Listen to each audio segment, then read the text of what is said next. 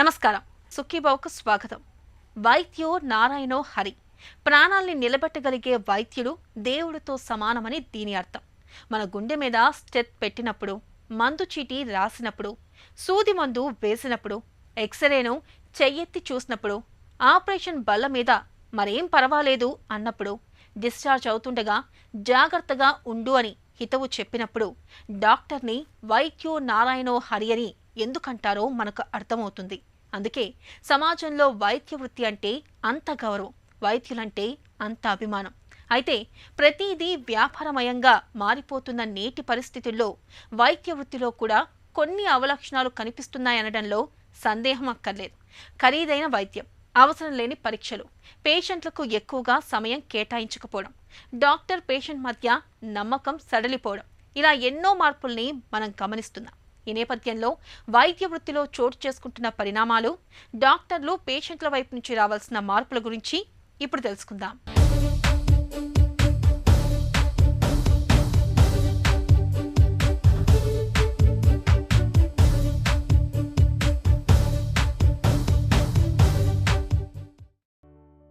Science and art.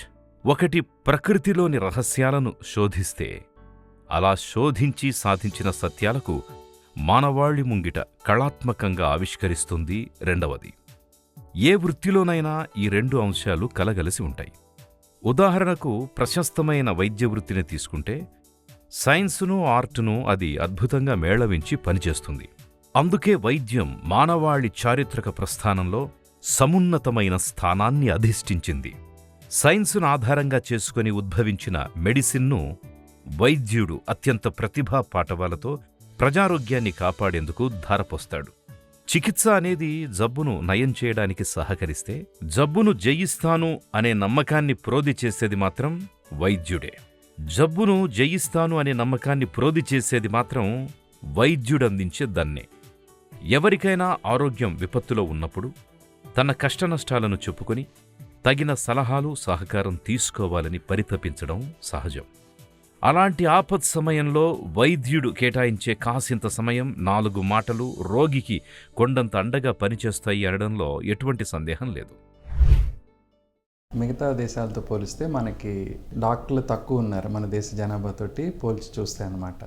మన America లాంటి దేశంలో ఒక వారంలో చూసేంతమంది పేషెంట్స్ని మనకి ఇక్కడ భారతదేశంలో ఒక డాక్టర్ ఒక రోజులో చూడాల్సి వస్తుంటుంది. సో దానివల్ల అక్కడ సమయం పేషెంట్తో గడిపే టైం కంటే కూడా ఇక్కడ మన డాక్టర్లు గడిపే టైం రిలేటివ్గా కొంచెం తక్కువ. కాకపోతే అలా తక్కువ సమయం గడపటం వల్ల వాళ్ళకి తక్కువ కేర్ వస్తుంది లేదా వైద్యంలో లోపం జరుగుతుంది అని అంటే మాత్రం అది కరెక్ట్ కాదు. ఇప్పుడు అమెరికాలో ఒక అరగంట పేషెంట్ తోటి స్పెండ్ చేస్తే టైము, అందులో 10 నిమిషాలు 15 నిమిషాలు పేషెంట్ని చూస్తారు. మిగతా 15-20 నిమిషాలు అంటే దాదాపు సగభాగం పైగా టైం అంతా కూడా ఇట్స్ స్పెంట్ ఆన్ డాక్యుమెంటేషన్ అండి. అంటే ప్రతి కేసు కూడా ఒక లీగల్ కేసు అయితే, ఒక లాయర్ ఎవరన్నా రంగంలో దిగితే వాళ్ళకి డిఫెన్సివ్గా ఉండే, అంటే తను ప్రొటెక్ట్ చేసుకునేలాగా మెడికల్ లీగల్ ఇంప్లికేషన్స్ చాలా ఎక్కువ ఉంటాయి. కాబట్టి పాశ్చాత్య దేశాల్లో పేషెంట్తో స్పెండ్ చేసే టైంలో చాలా టైం కేవలం డాక్యుమెంటేషన్కే స్పెండ్ చేస్తుంటారు. ఇక్కడ మన దేశంలో ఏంటంటే అంత మెడికల్ లీగల్ ఇష్యూస్ రిలేటివ్గా తక్కువ కంపేర్ టు మిగతా దేశాలతోటి పోలిస్తే. సో ఆ కారణంతో ఆ డాక్యుమెంటేషన్ మీద తక్కువ టైం స్పెండ్ చేస్తుంటాము. సో మిగతాది పేషెంట్ చూడటం కానీ అనలైజ్ చేయటం కానీ ఇప్పుడు మనం స్పెండ్ చేసే టైం తోటి అంటే మంచి రకమైన వైద్యం చేయడానికి అవకాశం ఉంది, అలాగే జరుగుతుంది కూడా. కాకపోతే ఏంటంటే చాలామంది పేషెంట్స్కి కొంచెం ఎక్కువ టైం స్పెండ్ చేస్తే పేషెంట్ ఎక్కువ సంతృప్తి పడుతుంటారు. కాకపోతే మనకి ఉన్న కొన్ని కన్స్ట్రెయింట్స్ వలన రిలేటివ్గా డెఫినెట్గా పాశ్చాత్య దేశాలతో కంపేర్ చేస్తే డాక్టర్ పేషెంట్తో స్పెండ్ చేసే టైం మన దేశంలో తక్కువే ఉంటుంది. కానీ ఇది తప్పదు. ఎందుకంటే అంత టైం స్పెండ్ చేసి ఒక పేషెంట్ని చూసి ఇలా చేస్తుంటే ఏమవుద్దంటే అందరికీ వైద్య సహాయం అందకపోవచ్చు. స్పీడప్ చేయటం వల్ల ఎక్కువ మందికి సరైన వైద్యం చేయడానికి అవకాశం ఉంటుందన్నమాట. మాతృదేవో భవ, పితృదేవో భవ, ఆచార్య దేవో భవ. ఈ వరుసలో వైద్య దేవో భవ అనే పదాన్ని కూడా కలుపవచ్చేమో. నిజమే, మాతృగర్భంలో నలుసుగా జీవితం ప్రారంభమైనప్పటి నుంచి బతుకు నావ తీరం చేరేదాకా ప్రతి మజిలీలో ఏదో ఒక రకంగా వైద్యుడి సేవలు అవసరమవుతాయి. అందుకే వైద్యో నారాయణో హరిహి అన్నారేమో మన పూర్వీకులు. వైద్యుడు ప్రత్యక్ష దైవంతో సమానమని అనుకోవడం అతిశయోక్తి కాదు. చంద్రునికో నూలుపోగులా ఇటీవలి కాలంలో వైద్య రంగంలో ప్రవేశించిన వ్యాపార ధోరణి జనావళికి ఇదివరకు వైద్యులపై ఉండే గౌరవం, నమ్మకాల్ని కాస్తో కూస్తో దెబ్బతీస్తుందనే చెప్పాలి. డాక్టర్, రోగి మధ్య ఉండే పవిత్రమైన సంబంధాల్లోకి ఇటీవలి కాలంలో స్వప్రయోజనాలను ఆశించే రాజకీయ నాయకులు చొరబడడం ఏమాత్రం స్వాగతించదగ్గ విషయం కాదు. ఒకప్పుడు ఇన్వెస్టిగేషన్స్ కానీ ఎక్విప్మెంట్ కానీ చాలా బేసిక్గా ఉండేది. ఇప్పుడు ఉదాహరణకి ఒక హాస్పిటల్ పెట్టాలనుకోండి, హాస్పిటల్ పెట్టడానికి మామూలుగా రూమ్స్ లేకపోతే బేసిక్ ఎక్విప్మెంట్ తప్ప పెద్ద ఖర్చు అయ్యేది కాదు.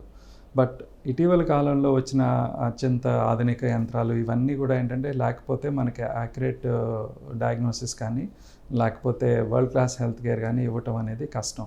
సో ఈ ఎక్విప్మెంట్ అంతా కూడా కొంచెం కాస్ట్లీ అవుతుందండి. సో అంటే ఉదాహరణకి ఒక 100 బెడ్లు హాస్పిటల్ పెట్టాలనుకున్నాం అనుకోండి, కొన్ని సంవత్సరాల క్రితం అంటే ఎగ్జిస్టింగ్ రూపీ వాల్యూ అప్పటి రూపీ వాల్యూ ఈక్వేట్ చేసి చూసినా 4-5 లక్షల రూపాయలతోటి అయిపోయేదన్నమాట హాస్పిటల్ పెట్టడానికి పర్ బెడ్. కానీ ఇప్పుడు అదే పర్ బెడ్ కాస్ట్ దాదాపు ₹1,00,00,000 అవుతుందండి. సో ఇలాగా ఎక్విప్మెంట్ కాస్ట్ పెరగటం వలన హెల్త్ కేర్ కాస్ట్ కూడా పెరుగుతుందండి. సో దాంతో ఏంటంటే ఇప్పుడు మనకు ఉదాహరణకి కొన్ని సంవత్సరాల క్రితం డాక్టర్ దగ్గరికి వెళ్తే చాలా తక్కువ బిల్లుతోటి మొత్తం వైద్యం అయిపోతుండేది. కానీ ఇప్పుడు అదే ప్రాబ్లం తోటి హాస్పిటల్కి వెళ్ళినప్పుడు, డాక్టర్ దగ్గరికి వెళ్ళినప్పుడు మనకి హాస్పిటల్ బిల్స్ అవన్నీ కొంచెం ఎక్కువ అవుతుంటాం జరుగుతుందన్నమాట. అండ్ మన దేశంలో ఇంకా పూర్తిగా ఇన్సూరెన్స్ అనేది అందరికీ అందుబాటులో లేదు. సో చాలామంది వాళ్ళ సొంత జేబులోంచి పెట్టుకోవాల్సి వస్తుంది. అండ్ ఈ వైద్య ఖర్చులు అనేవి కొంతమందికి వాళ్ళు 2-3 సంవత్సరాల ఎర్నింగ్స్ తోటి సమానం. ఒక మధ్య తరగతి ఎంప్లాయీ తీసుకుంటే. సో దాంతో ఏంటంటే పేషెంట్లలో కొంతమంది ఇదంతా కూడా కేవలం డాక్టర్ల వల్లనే జరుగుతుంది అన్న అపోహతోటి ఈ రిలేషన్షిప్ అనేది దెబ్బతింటం జరుగుతుంటుంది అనమాట. బట్ ఇందులో డాక్టర్ గారు చేసేదేం లేదు. ఇవన్నీ కూడా మోస్ట్లీ మనకి అంటే హెల్త్ కేర్ కాస్ట్ అనేవి పెరగటానికి కారణం ఇన్వెస్ట్మెంట్ కాస్ట్ పెరగటం వలన అనమాట. సో దీనికి పరిష్కారం ఏంటంటే అందరూ కూడా ఎంతో కొంత వారికి ఉన్న పరిమితుల్లో హెల్త్ ఇన్సూరెన్స్ అనేది తీసుకుంటే ఫైనాన్షియల్గా స్ట్రెస్ తగ్గిపోతుందండి. That will also improve the doctor patient relationship. మనలో కొందరు నాస్తికులు ఉండొచ్చు. జీవితంలో ఒక్కసారి కూడా గుడి, మసీదు, చర్చిలకు వెళ్ళకపోయి ఉండొచ్చు. కానీ ఆ నాస్తికులు కూడా ఏదో ఒక సందర్భంలో హాస్పిటల్ మెట్లు ఎక్కకుండా జీవితాన్ని దాటలేరు. అందుకే వైద్యుడు లేని చోటున చప్పున వదిలిపెట్టాలని శతకకారుడు చెప్పాడు. డాక్టర్ లేని చోటు అంటువ్యాధులకు, వ్యాధి కారకాలకు నిలయం లాంటిది. అలాంటి చోట నివాసం ఉండడం అంటే విలువైన మన ప్రాణాల్ని ఫనంగా పెట్టడమే. వైద్య వృత్తిలో చోటు చేసుకుంటున్న పరిణామాలు, డాక్టర్లు పేషెంట్ల వైపు నుంచి రావాల్సిన మార్పుల గురించి ఇప్పుడు తెలుసుకుందాం.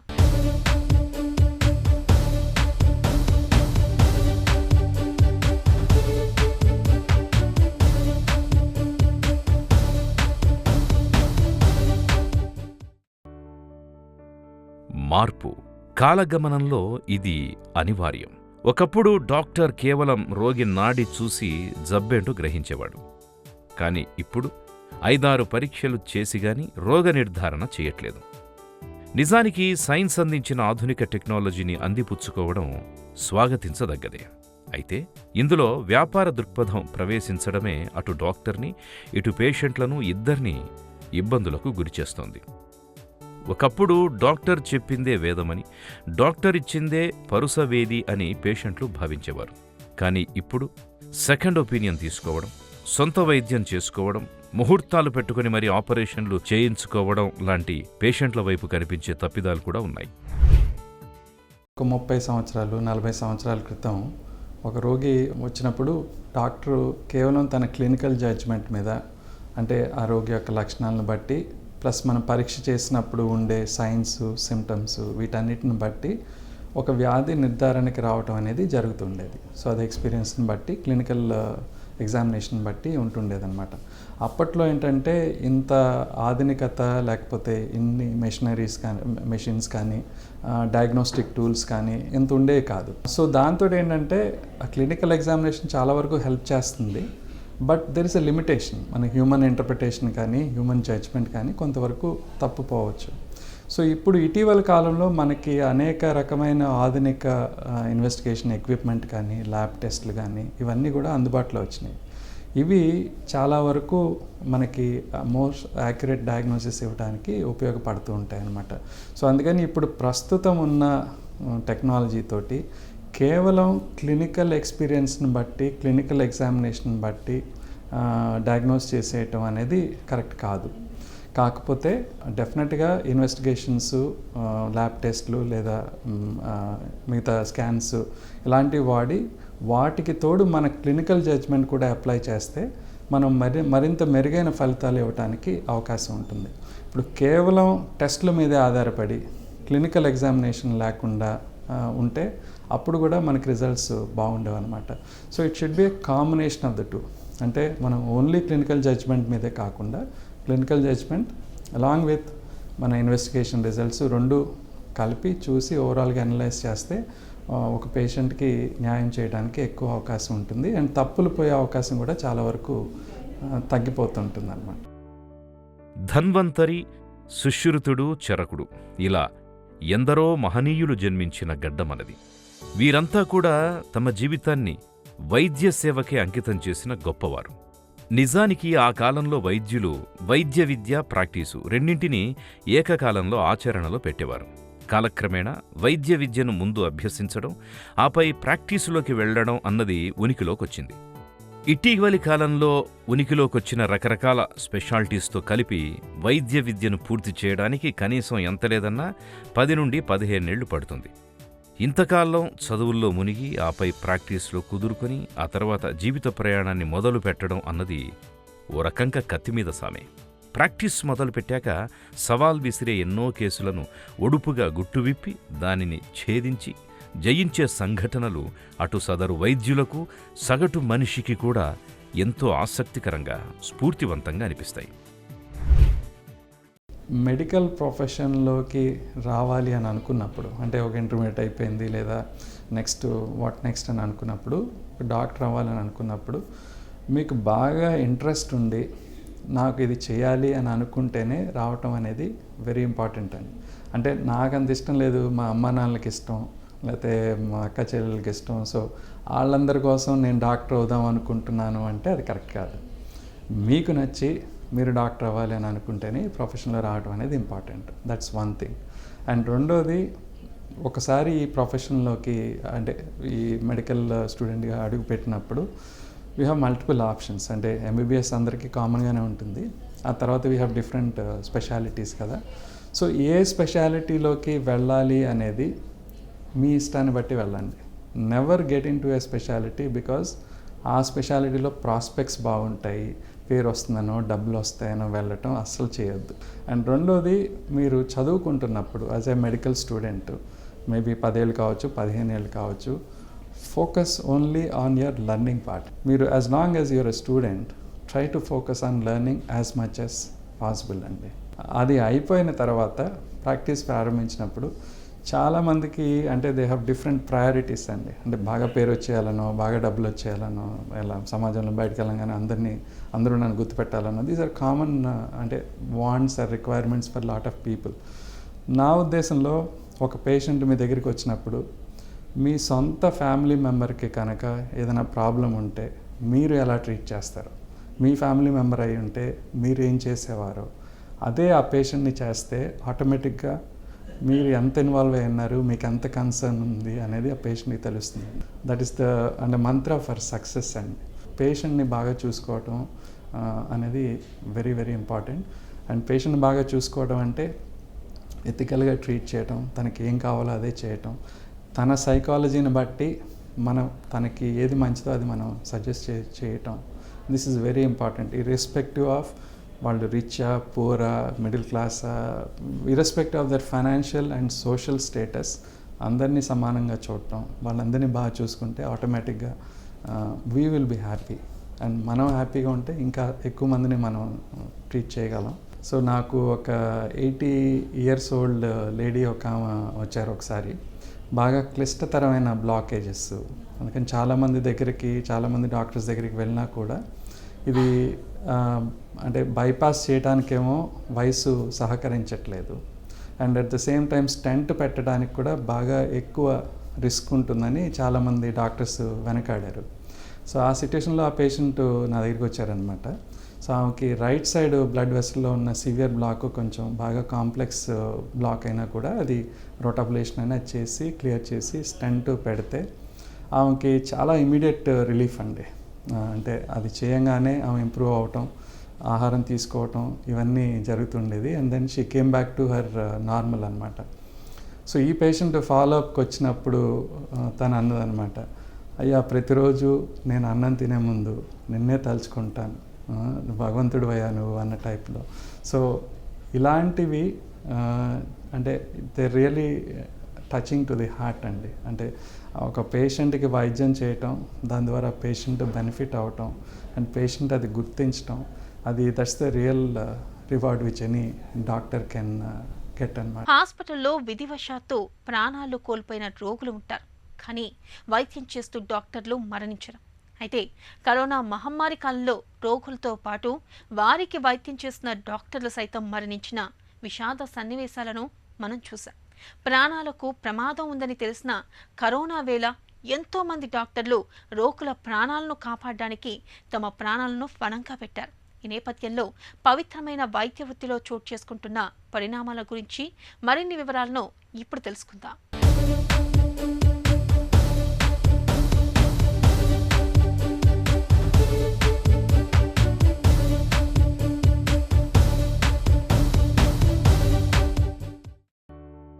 ఏ మందు మాకు లేని ప్రాచీన కాలం నుండి ప్రమాదకరమైన క్యాన్సర్లకు సైతం మందుల్ని ఆవిష్కరించిన వైద్యరంగం పురోగతి నిజంగా అపూర్వం, అనన్య సామాన్యం.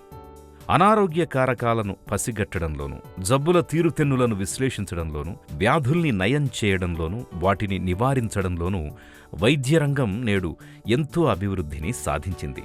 వైద్యరంగ ఈ ప్రస్థానం అభినందనీయం, అభిలషణీయం. అయితే మన వైద్యరంగం ఎంతసేపు సొంత పరిశోధనలపై కాక విదేశీ పరిశోధనల ఫలితాల మీద ఆధారపడ్డం అన్నది మాత్రం కాస్తంత నిరుత్సాహపరిచే అంశం. మన ఆహారపు అలవాట్లు, జీవనశైలి, ఆలోచనలు, సామాజిక నేపథ్యం, ఇక్కడ తలెత్తే నిర్దిష్ట ఆరోగ్య సమస్యలు, వీటికి అనుగుణంగా రీసెర్చ్ జరిగితే బావుంటుంది అనేది ఓ వాదన. ఆ దిశగా ప్రభుత్వం చర్యలు చేపడితే భేషుగ్గా ఉంటుందని డాక్టర్ల ఆకాంక్ష.